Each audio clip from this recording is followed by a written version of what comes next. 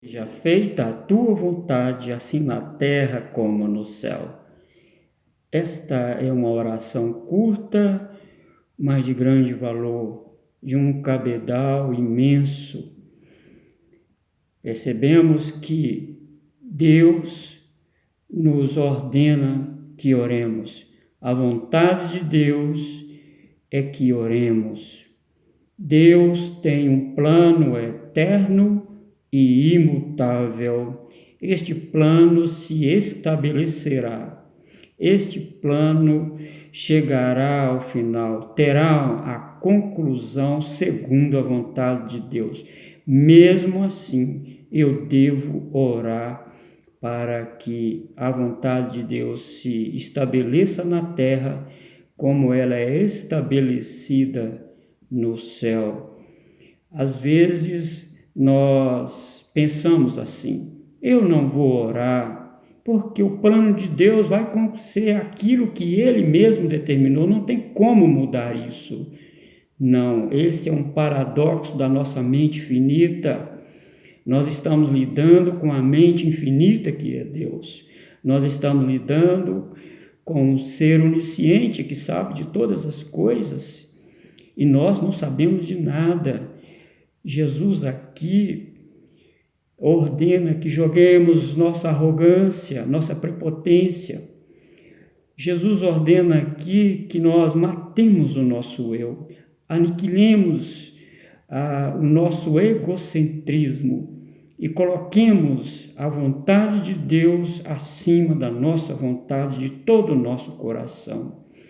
Observe que o vocábulo português vontade é grafado no grego como telema. E quando nós olhamos o significado de telema, significa forte desejo, desejo ardente, desejo determinado, disposição determinada.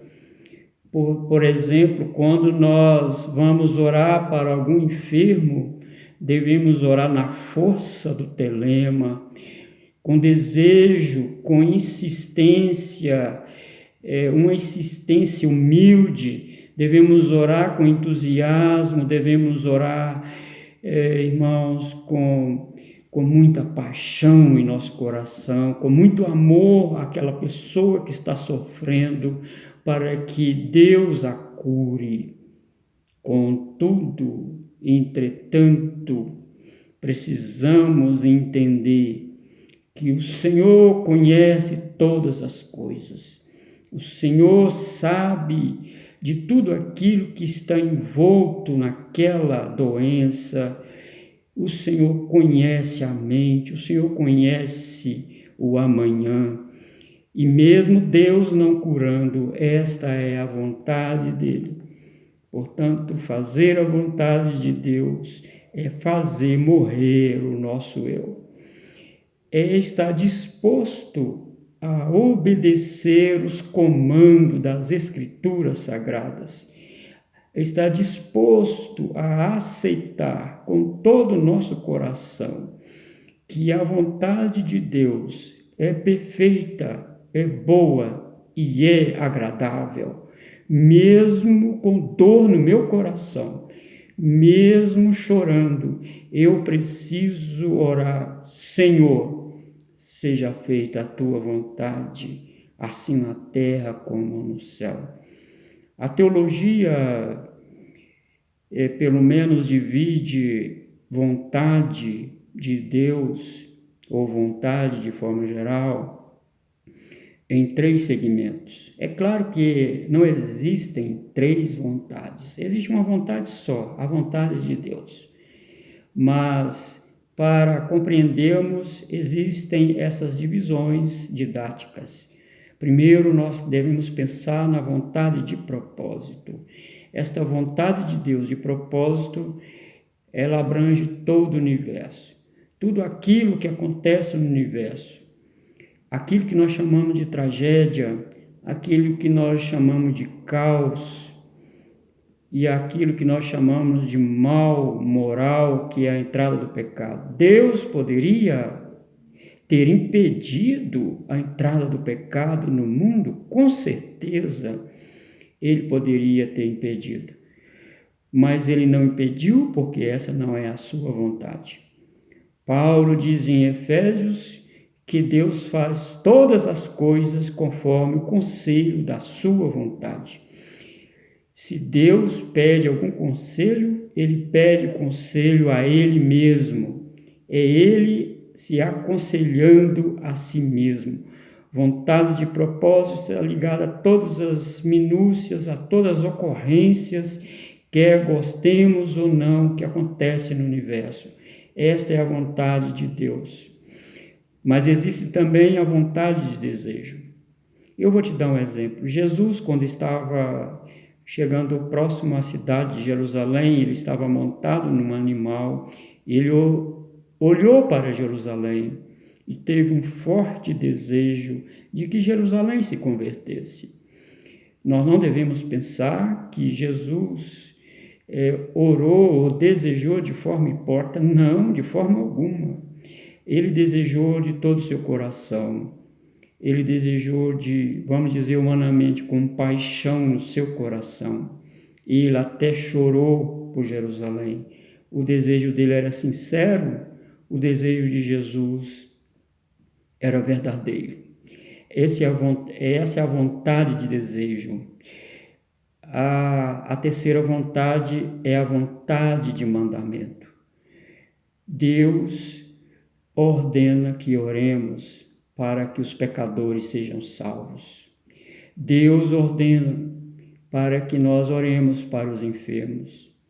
Ele manda orar para os enfermos.